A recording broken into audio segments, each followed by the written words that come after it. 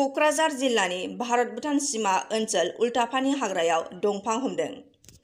मोनसे स्रोद सुलुंनि बिथाजों सं दाननानै हाग्रा बिफाना क'क्राझार जिल्लानि भारत-भुटान सीमा ओनसोल उल्टाफानि हाग्रायाव गोबां बिबांनि दंफांफोरखौ हमदों।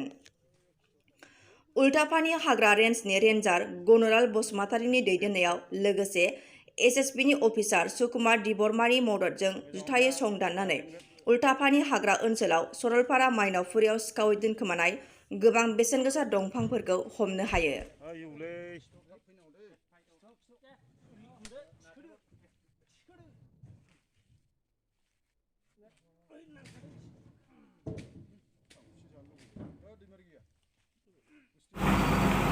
बे दंफांफोरखौ कसुगाव हाग्रामानिफ्राय लाबोनानै रायमना नेशनेल पार्कनिफ्राय लाबोनानै मायनावपुरि गामिनि सानजाहा हाग्रा सिङाव लांखोमानो नाजानाय दोनखोमानाय समावनो जोङो खबर मोननानै बे जिनिसखौ हमफैनाय जादों।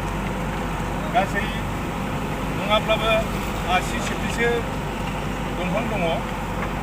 मायनावपुरि इनक्ल'ज गामि बिनि सानजा हाग्रायाव नाहरनि खाथि सरलपारानि सानजा। Thank you.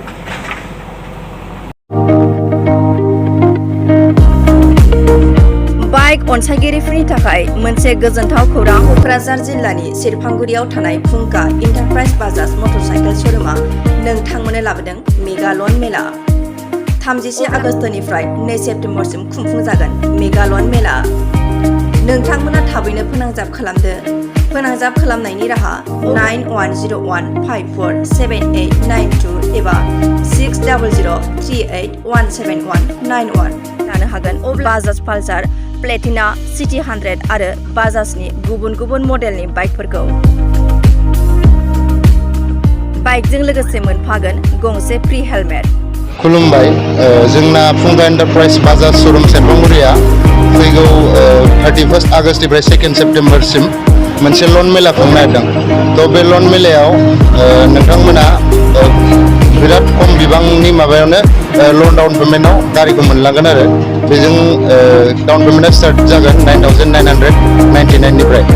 दा गारिजों लोगोसे नोंथांमोना मोनलांफागोन फ्रि हेलमेट, बेजों लोगोसे दङ माखासे फ्रि गिफ्ट्सबो मोनफागोन नोंथांमोना। ओमफ्राय गासिबो रोखोमनि बाइक, स्कुटि गासिबो कम्पानिनि नोंथांमोना एक्सचेन्ज खालामनायनि सुबिदा दं।